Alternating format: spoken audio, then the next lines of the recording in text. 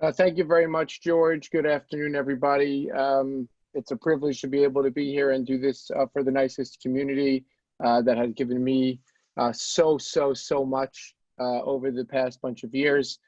Thank you to George, Barbara, Andrew, the whole crew for everything that you do and continue to do and have done for this extraordinary community from which I have benefited so much, and I feel blessed to be able to try and give back just a little bit that I can.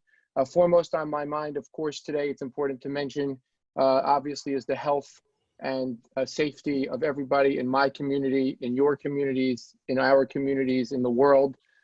We pray, I pray every day, we pray for health and peace, and that somehow this horrific situation gets resolved and turned around speedily, and with whatever is the absolute best hope of an outcome we can imagine at this point.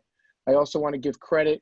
I can't do anything in this regard without giving direct credit both to the administration of SAR, SAR Academy, and SAR High School for every single thing that they've done in this process and to enable the distance learning that we've been able to get done so far and bring to our community and bring to other schools. It is a credit to our administration and their leadership.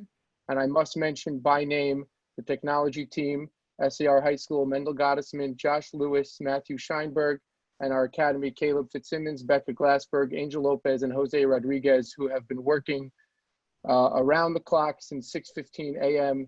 last Tuesday morning to make everything possible that we are doing, and nothing that I'm going to tell you about today would be possible or would have been possible without them.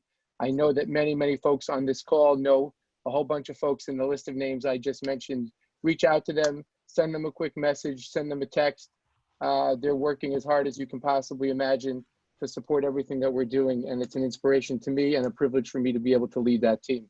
I'm going to jump right in. I want to spend about 15 or 20 minutes giving folks a little bit of an outline of what we have gone through, the timeline and the process of what SAR has been dealing with. Try to answer some of the global questions that I think are pretty common as I have these conversations. A few points of guidance for administration, a few points of guidance for the tech folks out there. And then I'm just going to open up the floor and I'll try to answer as absolutely many questions as possible in the allotted time that we have. Last Tuesday morning, it's a little bit of a time warp at this point, March 3rd, I awoke to a text message at 6:20 in the morning from one of my principals saying, "Are you up?" I don't know if anybody's ever gotten that text message before, but if it happens, you know it's not good. And at 6:20 last Tuesday, he told me we're going to be closing for the day on Tuesday, and it looks like it's going to be, we didn't really know the details, but there was a really significant chance that it wasn't going to be one day, that it was going to be a significant closure for an extended period of time. And it was time to throw our coronavirus plan into action.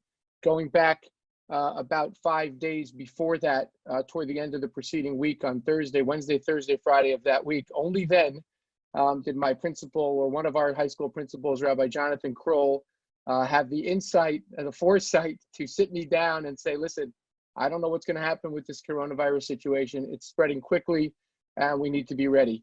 And that's all he really had to say. And we got kind of jolted into action of preparation.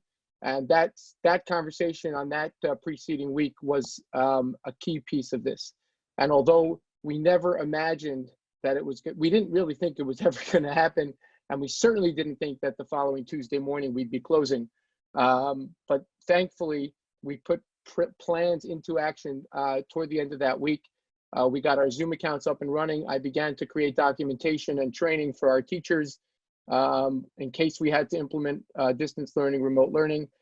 We ordered headsets for all of our faculty, which ended up not arriving until Tuesday morning. I just missed the cutoff there, but subsequently we've been able to retrieve those and distribute them out.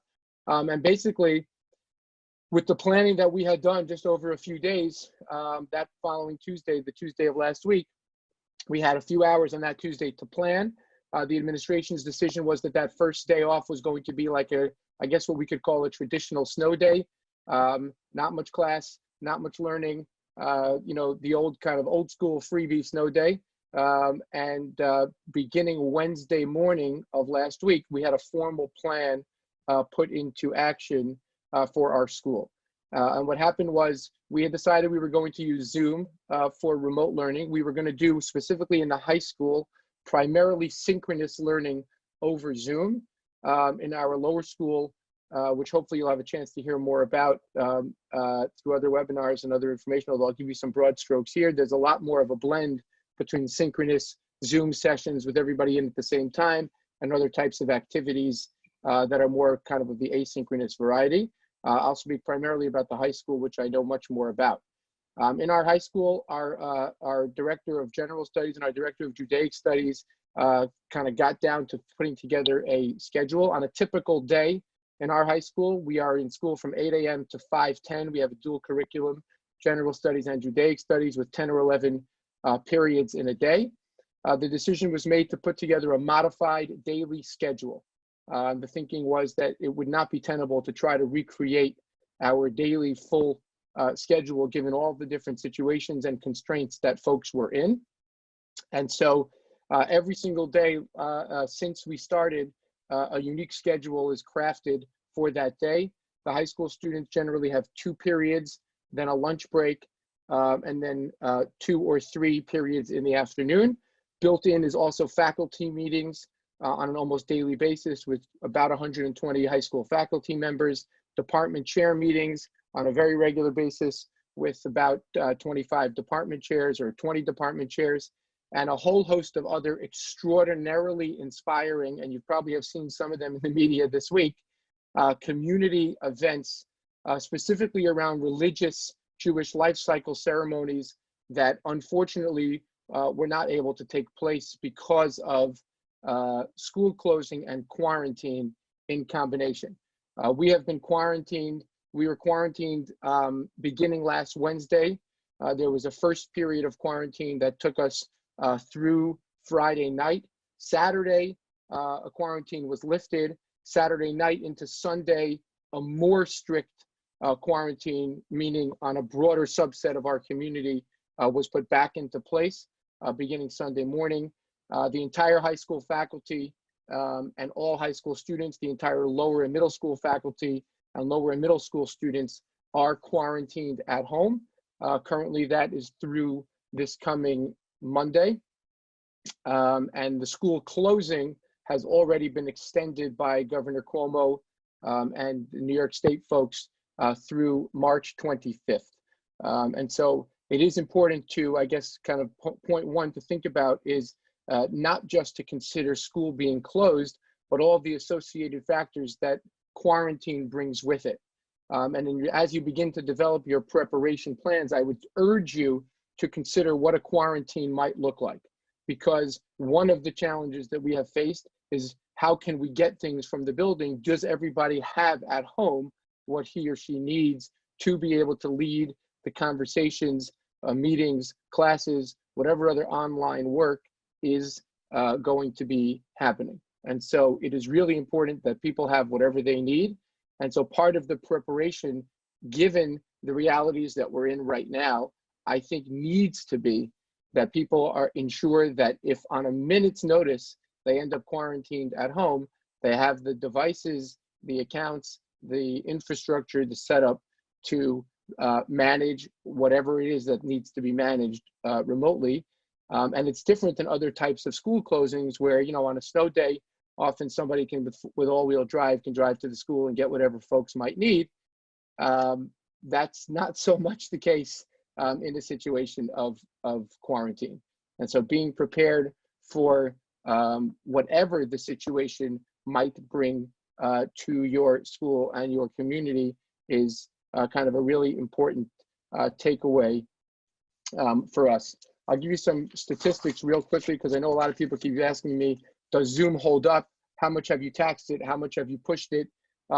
In the past week, since last Tuesday, we have had in SCR High School 1,408 meetings, 22,374 total meeting participants, and 605,389 total meeting minutes in 1 week.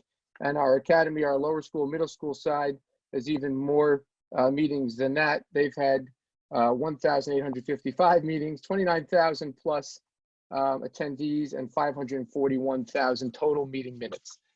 Throughout all of that, Zoom has been as rock solid as any piece of technology I've ever worked with.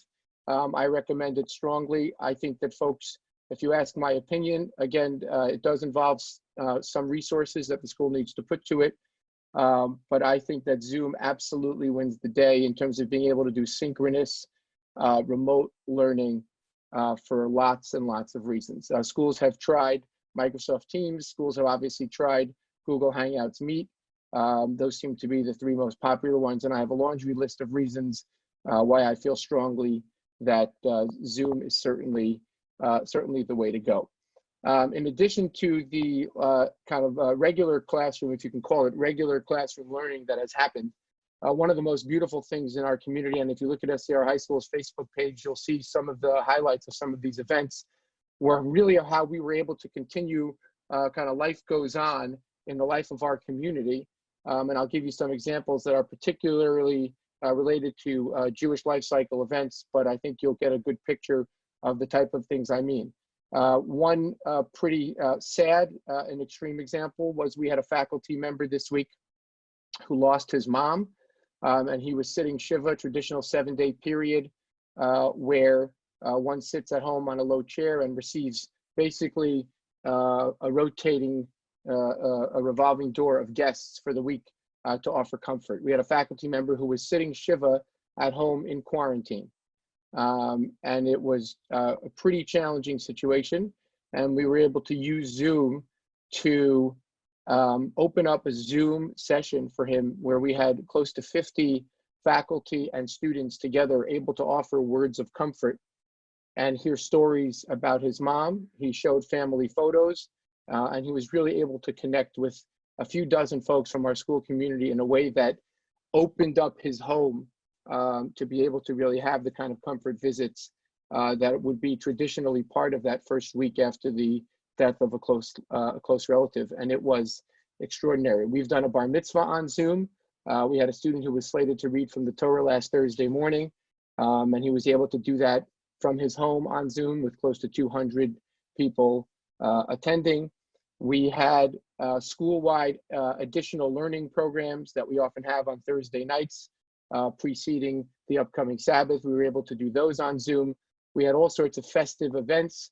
The Jewish holiday of Purim was this week, and we were able to recreate so many of those rituals and activities for kids and adults and really the entire community, really all through Zoom and managing Zoom well. And that kind of takes me into some of the advice, which I would suggest to folks as really important.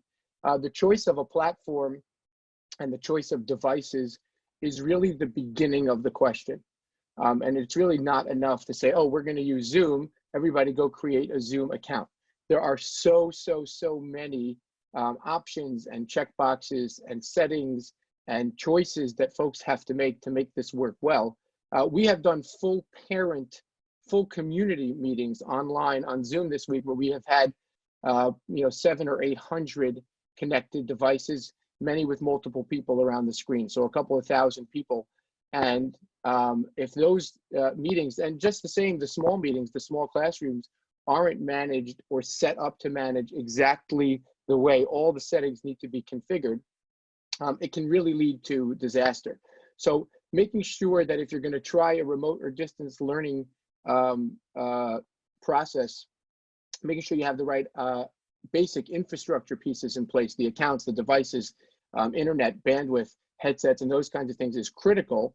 But really, from the way I see it, is really only the beginning of the process. It's really the next step that's critical. And so what we did was last Tuesday, we decided that we weren't going to have any classes until every single teacher had a chance to train, get their account set up, and be in a Zoom and host a Zoom before students ever enter it. And so right away last Tuesday, we sent out instructions. We sent invites to every single faculty member. We are using licensed Zoom Pro accounts for every faculty member in the high school. We are on a monthly payment plan, which I moved to when we rolled out all these accounts. We used to only have a few accounts because the hope is that this situation will be resolved relatively quickly. And so why pay for a year when you can pay for a month? SAR happens to be grandfathered into some older pricing. I know that what Zoom is publishing now is an education plan with annual pricing, not monthly. And I know that's a lot of negotiation happening there, and that seems to be evolving daily. And I know that for many schools, Zoom has also lifted the 40-minute restriction on basic or free meetings, which is a very helpful thing, but may not necessarily be enough. It might still be necessary to get a whole bunch of pro licenses in addition for some of the features that aren't available on the basic, even if they lift the 40-minute restriction. So last Tuesday night, what we did was we made sure that every single faculty member had an invitation, had an account, was set up in our centralized Zoom management dashboard. And our tech team offered every single faculty member deep into Tuesday night the opportunity to hop on a Zoom session, be the host, and literally hands-on train on all of the settings and controls that a host has in a Zoom meeting. And if you were to ask me anything of the past week, any piece of what we've done that I think was one of the key ingredients in our success, that was it. I think it's critical that teachers are positioned to be successful, which means hands-on training and an opportunity to have a hands-on experience before having to teach in a live classroom. And that really propelled our teachers forward in their confidence in their ability to be able to manage these online sessions. And I would say the vast majority of our faculty took us up on that offer. And I would say, I don't have hard data, but in terms of who needed support and who had a hard time starting the next day, it was certainly predominantly the very small group of folks who weren't able to take advantage of that opportunity.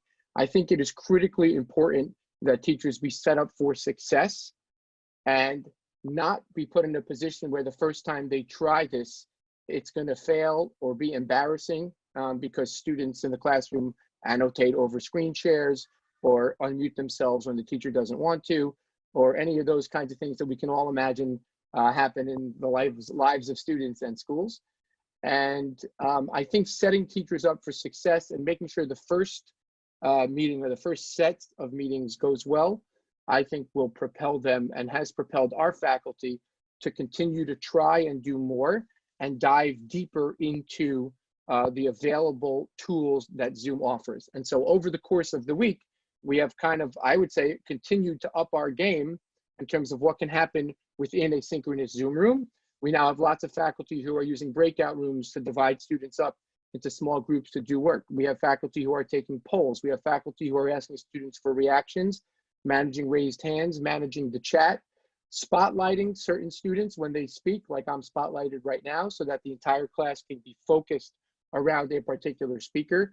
We have leveraged cloud recording in a number of situations where we want to be able to share videos either after a session for a student who can't attend or for other reasons. For example, there was a lot of conversation about how to best position teachers and students to have one-on-one meetings within the guidelines of what our standard school communication policy would be. And one of the tools we've been able to leverage to support that is to have those meetings be recorded within our Zoom dashboard.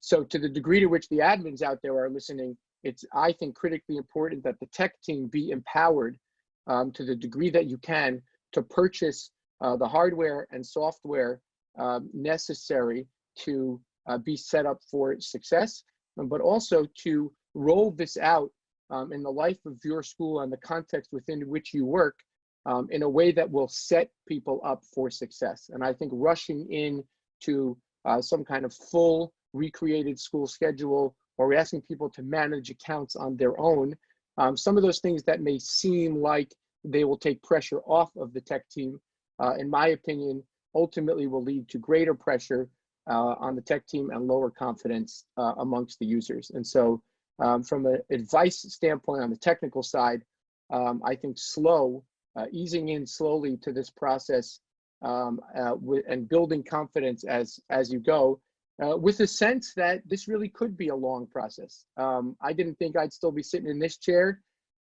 today, and until I got word yesterday, I wouldn't have imagined I'd still be sitting in this chair on March 25th. And now it seems like we don't know when it's going to end. And so one of the conversations that we're kind of diving into more heavily right now is what role should other modalities be playing in the lives of our classrooms? We don't want to just have synchronous Zoom sessions all the time. We thought for a bunch of days it was great. It was great. It has been great. And now we're diving into finding other tools to be able to create more asynchronous learning opportunities, whether it's tools like Edpuzzle to be able to leverage video with some interactive questions and other types of things that will allow students to work differently, to keep it fresh, to keep it interesting, to allow teachers to assess understanding in different kinds of ways. And we're just continuing to kind of develop and devise our strategy. And it's worth mentioning that, you know, there is a significant difference. One of the big questions that has come our way is accountability. The message to students in our high school right now is this learning matters. Some of our administrators and guidance folks have gotten onto Zooms and really told students pretty clearly, you know, it's probably not a great idea if you're laying under the covers all day with your iPad and your Zoom sessions. It's going to feel different than if you get up and get dressed and join, assume the posture of a student, I guess is what I would say. And there is serious accountability in our high school classes for the material that is covered. It's going to be assessed. We're having a conversation now about what assessments might look like as this goes on for a longer period of time. I think that's very different from the culture in our lower school, particularly our nursery school and the lower grades up toward middle school. I think there's a lot more challenges there in terms of what the engagement looks like. What does accountability look like? I think there's been more deviation from the standard curriculum, already more asynchronous opportunities, more posted videos and responses, other types of engaging activities. So in many ways, the high school online learning has assumed a format much more kind of uniform and unified and directly connected to the curriculum that's happening in every classroom. And I think there's much more variety in the lower and middle school, with certainly a strong emphasis in all of it on connectivity, connection, engagement, communication, and collaboration to the degree that it's possible, literally with every single person in quarantine. I think it's also worth noting that one of the things that we've noticed is that with quarantine, some of the risks or concerns that we would otherwise have with this type of learning actually go away, because we know where every student is. We know that students are not together. Nobody is trying to collaborate with, you know, 5 students around an iPad screen on a tennis court or anything like that. And I do anticipate that if school continues to stay closed and the quarantine is lifted, which is as of right now the plan toward the middle of next week, that some of these realities in our context will evolve and change, and we will need to respond to them. Certainly folks traveling and being out and about during the time where school is happening will certainly add a wrinkle. And certainly the way parents are now, most of our parents, I shouldn't say that, many parents are still at work, many parents are at home. And so those realities will also be evolving as it relates to how the adults around can support the kids who are learning at home. Many folks who would otherwise have had babysitters or other folks who help take care of their kids normally be in the house are actually not able to come. So being able to respond to the different realities that are happening as they evolve is an important part of how we need to operate. I want to go through a quick list of some features of Zoom, and then I want to stop and George will open it up for questions. Some of the key things that we've been able to leverage in Zoom that I think have helped us be successful are certainly the managing the participants in the Zoom, the muting, the unmuting en masse, and making sure that when you don't want people to be able to unmute themselves, that setting is correctly set in a meeting. And the best way to correctly set settings in a meeting is to use the waiting room so that you can go in, the co-hosts can go in. There's a big distinction in Zoom between alternative hosts and co-hosts, and it's really important to manage that properly because only one host, if the meeting is scheduled on a particular host's meeting ID, even if there's someone else hosting that meeting in the actual meeting, the account on which the original meeting was scheduled cannot be in any other meeting at the same time. And so folks have been tripped up with that. But the waiting room can be a really, really, really key feature in giving folks an opportunity to go in and set the room and then allow students or whoever the attendees are to come in. Co-hosting is not default enabled on the dashboard, and it's critical, I think, in having multiple folks in the room to the degree possible. If it's something where there's multiple adults in the room, be able to co-host and manage the participants, the screen sharing, and all those related things. Breakout rooms is an amazing feature that we've been able to leverage. Recordings is powerful, whether you do them locally or cloud. I encourage you to leverage Zoom's cloud recording features. Screen share and the ability to wirelessly screen share so that you can AirPlay, for example, an iPad with a touchscreen straight into a screen share and add the leverage of a whiteboard or a touchscreen into the meeting is a very, very powerful feature. Polls are great. Nonverbal reactions are great.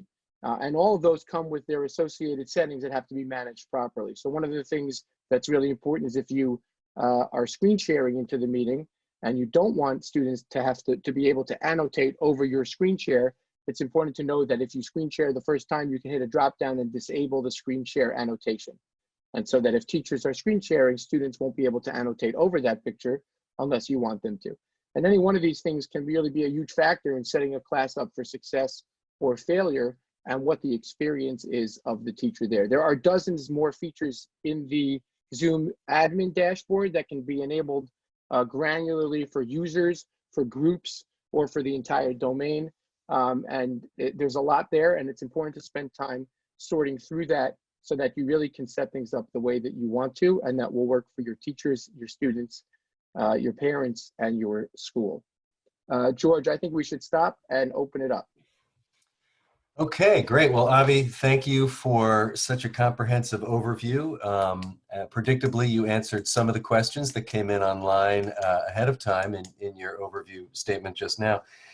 One of the questions, or a bunch of them actually, sort of revolved around what the biggest challenges have been so far.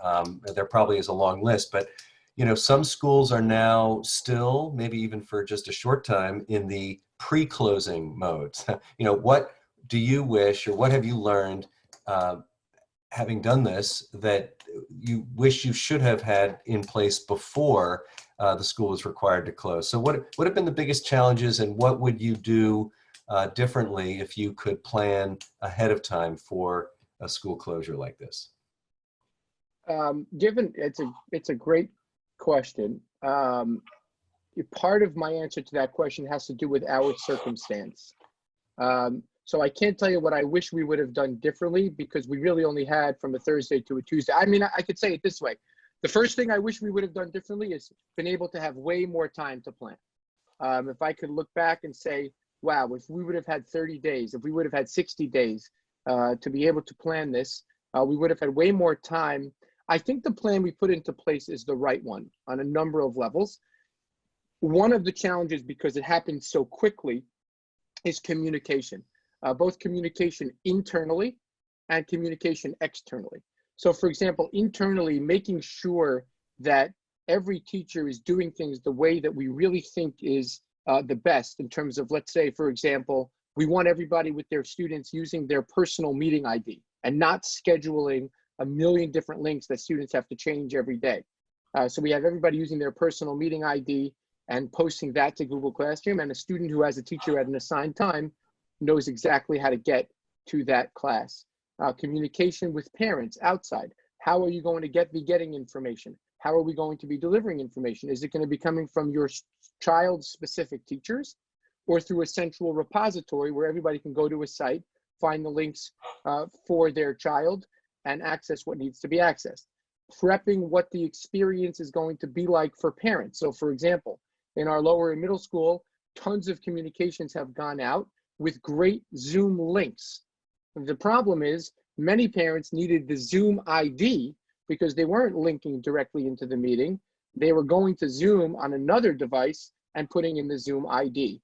And so we learned that pretty quickly, but had we had a little more time, we would have, I think, been able to simulate. I think actually simulating the real circumstances would be a huge help to be able to kind of gather feedback and tweak before it goes into kind of a production real life situation. So we subsequently now published links and the meeting ID. So you can either click directly into the Zoom or open the Zoom app and type it in. And so folks no longer have to extract the Zoom ID from the link.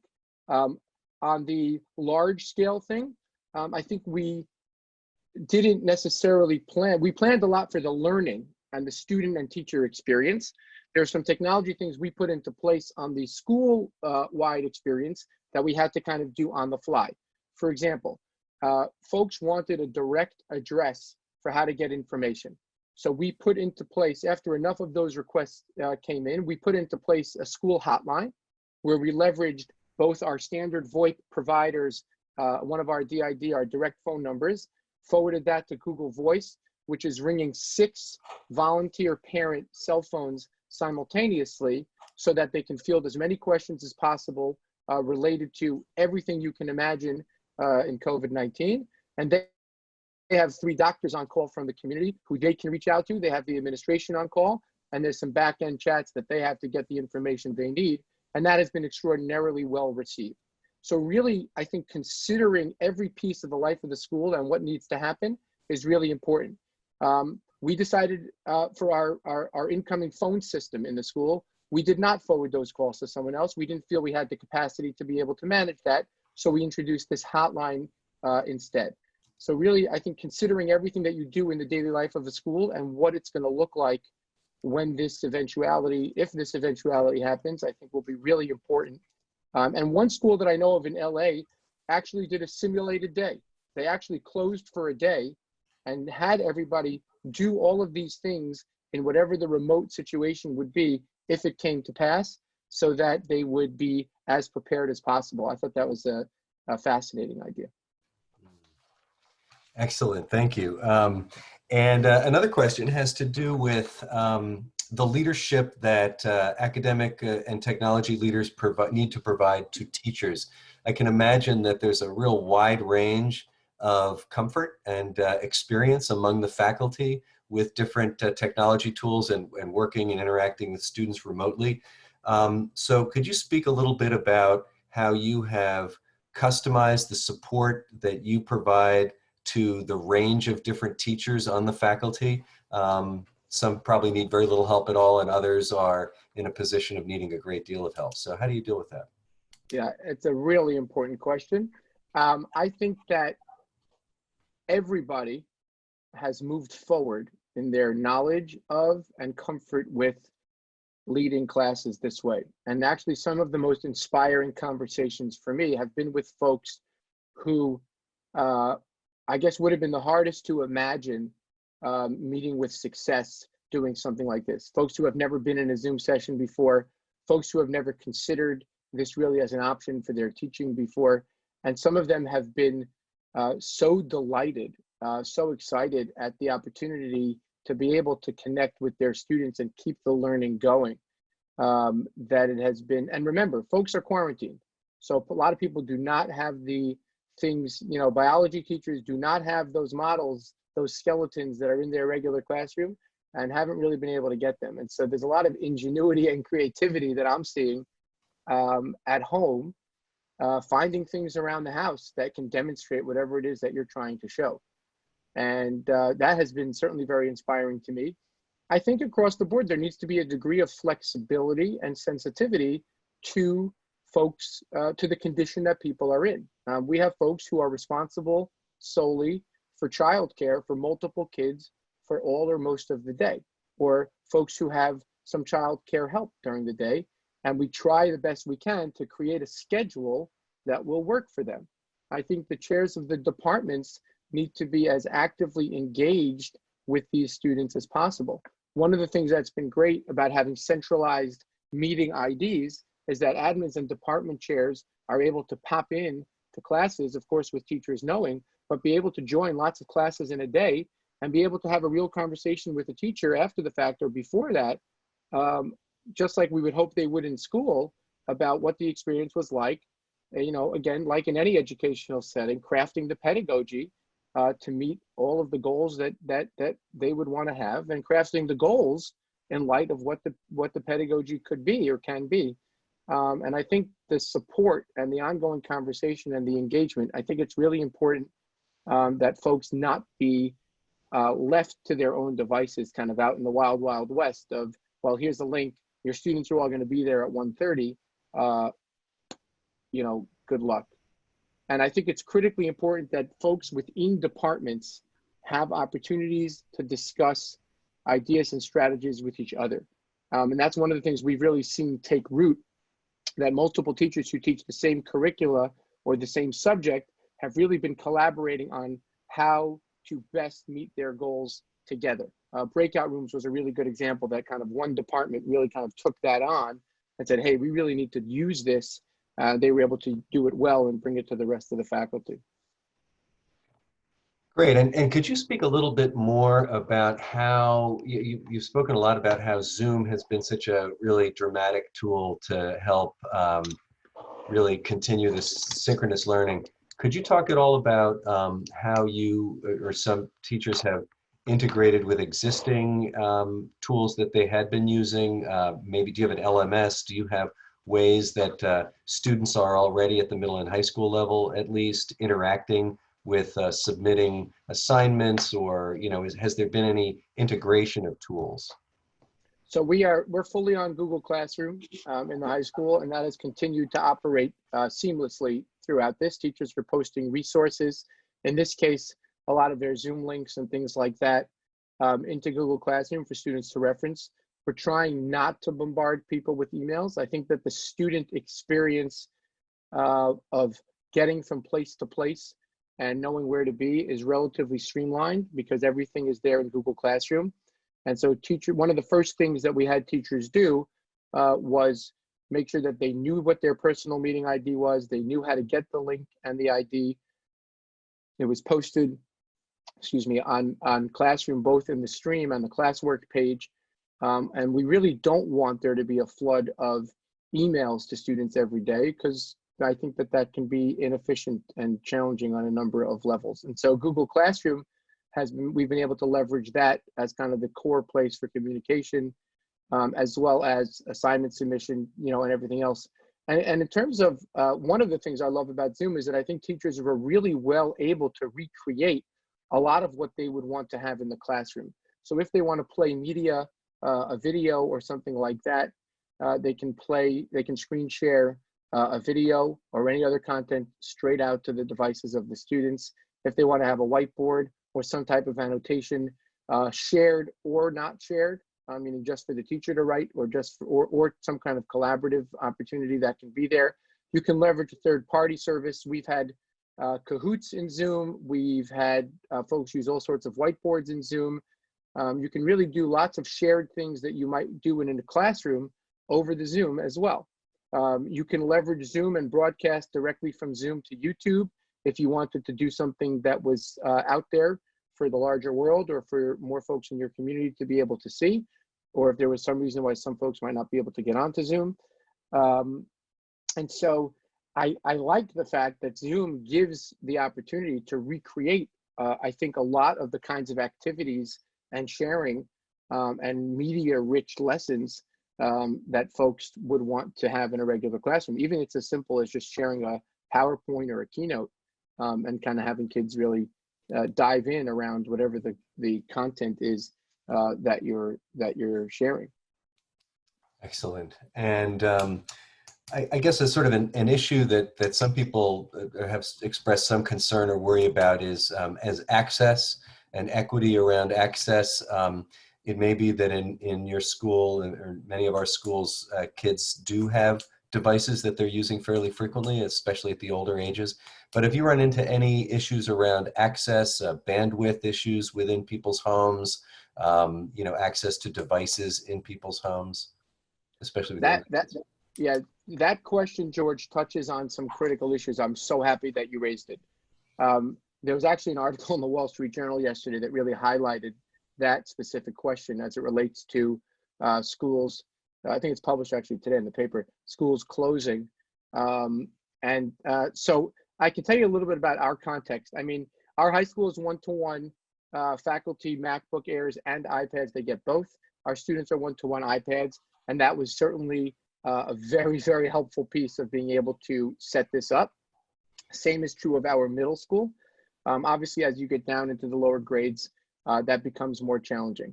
I feel very blessed. I think our school, the fact that we were able to do that we are able to do that, whether we're learning in school or out of school, it's fantastic. It's very clear that that's not the case for many schools. And I think what's really important is to set up your school based on your context. And so one of the things they learned in our lower grades after we started this was that folks were going to need more devices at home. And so, you know, many families in our community, we have more children than the average. And many families had 2, 3, 4, 5 children and didn't have the devices that kids would need. And so in the lower grades, they did roll out a Chromebook loaner program where we've given out so far, the number keeps changing, but I think it's over 150 Chromebooks to the community from our own stock that are used in school to be able to have everybody who needs a device have a device. Folks have sent out some links to families who would otherwise be, you know, fine buying devices for what they would want to buy. But I think every community is different, and it's certainly a critical piece of taking that into account. So if part of your emergency plan might be, it's going to take 24 hours, but we can get these devices to people, so you can wait 24 hours and get the devices to people.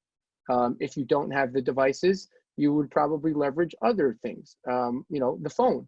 Everybody pretty much, I think, has access to a phone. Maybe you could do conference calls. Maybe you can do some other medium through which people can engage, given whatever the context is. I would love to see organizations or businesses or some entities actively supporting schools in some kind of way, making sure that they'll be set up for remote learning in this situation. I don't know of any, but it could be that families who have 2 kids or 3 kids have 1 or 2 devices at home. And then I think the way that the schedule is set up is critical. Try to have different grades do their learning sessions at different times. So if a family has 3 kids and one of them has learning at 9, or, you know, however it is, not, you know, 9, 11, and 1, and the other is 10 and 12, and right, so to the degree to which you can anticipate what some of those challenges will be and try to meet those needs. If a family has 1 or 2 devices at home, hopefully you can make the most out of that. So I think as in the planning stages, that's a critical question to consider seriously. And you might have to ask families in the planning stage, as part of our preparation, we want to know, what devices do you have at home? In terms of home internet, it hasn't been so critically problematic of really anywhere. Almost everybody's been fine. We have a number of couples in the high school where both members of the couple are faculty and they're both teaching from home. And that they were kind of one.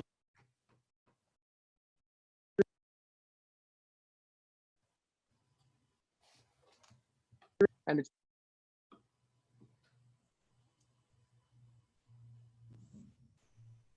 Excellent. Yeah, Avi, we lost your audio there for a minute. I don't know if you're muted now. I'm here. Okay, great. We have a bunch of questions in the chat. A lot of people asking about other video platforms. I know you spoke very strongly in the beginning about why you prefer Zoom. Some people are talking about the fact that Hangouts Meet is so integrated with the G Suite platform, and why would you go through the extra effort when you already have the whole backend in place with Google? Yeah, it's obviously an important place to lean, and it should be considered seriously.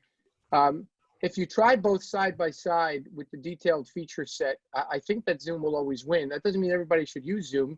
Hangouts Meet is phenomenal in terms of its integration with G Suite and Drive. Some of the things that I would consider are things like, first of all, breakout rooms, the ability to not have people unmute themselves if you don't want it, co-hosting, scheduling meetings and recurring meetings, and how you get the links to the right people and reusing links, waiting rooms, recordings and how that process works, the gallery view, the spotlights, the different ways that screens are shared. I think that Hangouts Meet leaves more challenges on the table, is not able to address either the presenting challenges or maximize the opportunities that something like Zoom can present. It's powerful. The other thing that I've heard people using is Microsoft Teams came up. My understanding is, again, I don't have much hands-on with it. My understanding is that you can only see 4 people on a screen in a Microsoft Teams meeting. And so if that's really true, I would eliminate that out of hand from the outset. Zoom, if you enable some settings, you can have up to 49 people on the screen on a desktop computer at one time. But things like co-hosting and the way the links are structured and the tools you have in the meeting, I don't know how much time we want to spend on this, but I think that Zoom really just sets people up for success in a way that I'm not even sure Hangouts Meet can, and certainly would require lots of ingenuity to try to make it work. Somebody told me today, I haven't tested this, that anybody can remove anybody else from a Hangouts meeting. I don't know if that's true. I haven't tested that, but certainly that would be problematic in a high school or maybe any school. Avi, this is Barbara. One of the questions that we got in advance was, what about special classes like the arts, sports? I mean, anything that doesn't lend itself to the kind of platform we're talking about or the kind of online work we're talking about. Excellent. I'm so glad you raised it. So the short answer is, as time goes on, the creativity spikes and just keeps going up. So at the beginning, we really focused on the traditional academic disciplines in the life of the school. And as time goes on, more and more and more things have been happening. So there have been all sorts of whatever athletics or activities, things you can imagine, with everybody in their own home. So we've had yoga sessions for students and faculty. We have had our music teacher has put together an online music platform using Noteflight, which is a tool we've explored in the past, but we weren't subscribed currently, and we quickly got that up and running so that they can work collaboratively on music scores. So as time goes on, all of our specialties in the school are doing something and offering something in a very modified way. We've had cooking sessions online where faculty brought virtually folks into their kitchens and led cooking and baking in preparation for the holiday this week.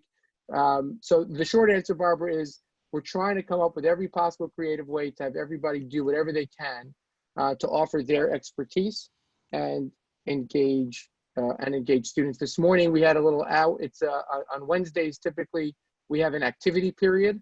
And so we offered an online activity period today where there were 6 or 8 different sessions offered. I don't have the list in front of me. If I could pull it up during the next question.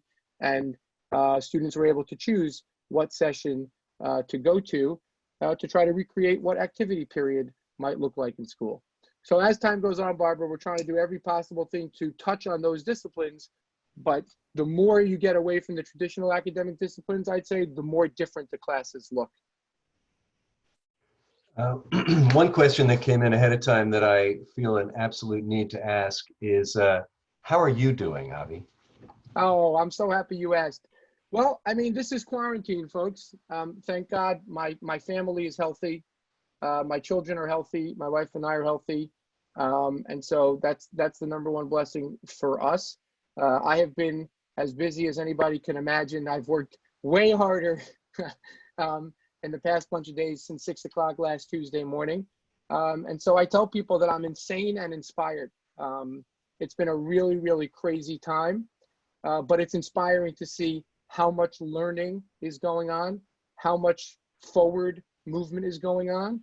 And I think in the life of our school community, both in things like the emergency hotlines, the way that the non-quarantine folks have been able to support the quarantine folks, the communication, the collaboration, the distance learning, the educational thinking that has gone on and has propelled us forward is super inspiring to me.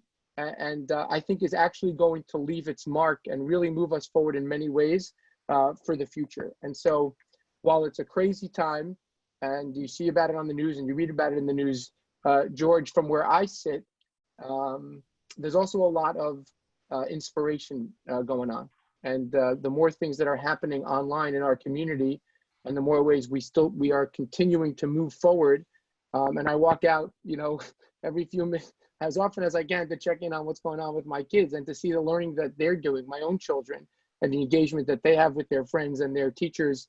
It's a shot in the arm of inspiration, and it keeps me going. So it's a strange time. It's a challenging time. I really so appreciate the notes from so many folks in this community. and those little notes of inspiration and those little messages certainly push us forward. But I'm here, I'm strong, and we're doing great stuff, and that feels really, really good. So one more question. Does it feel like it's getting more comfortable and easier in this process? I imagine it would, but. Yeah, I mean, Barbara, what happens is it certainly does get easier, and then we raise the stakes. So, you know, people get accustomed to a Zoom and a gallery view and a speaker view, and then you add the screen share. And then they get accustomed to the screen share and you add the annotation. And then they get accustomed to dealing with all that and you add the breakout rooms. And then you add the polls. And then you add the chat. And then you add the iPad in so they can do some touch screen. And then you add the whiteboard. Right, right. So the short answer is it depends, you know, and part of what I'm trying to do is keep my finger on the pulse of where folks are at. There's a very, very strong unified sense right now amongst our faculty around this. And I want to keep it that way, even though I know as time marches on, and this happens in the world of educational technology in school every day that we're in school, different people are going to feel differently about it. They're going to think differently about it. They're going to connect differently to it. And folks are going to adopt lots more tools, and folks are going to keep what they have in their toolbox, in their arsenal, and continue to refine their practice. And one of the things that my team and I, by the way, I didn't mention this, but our tech team has been meeting daily as much as we can to make sure that our internal communication is kind of rock solid and laser focused so that we can be efficient.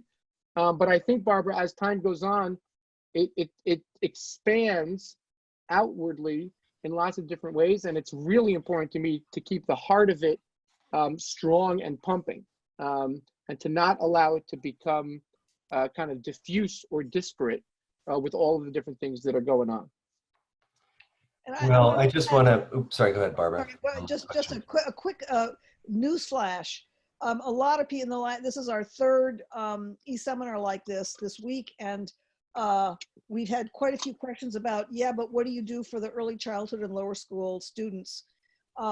So we have managed to set up 4 o'clock tomorrow. There'll be a session for that population, led by two folks from the School at Columbia, technology person, Gina Marcel, and the head of the lower school. And they'll be doing something similar to this, more tool oriented, but focused on the youngest learners.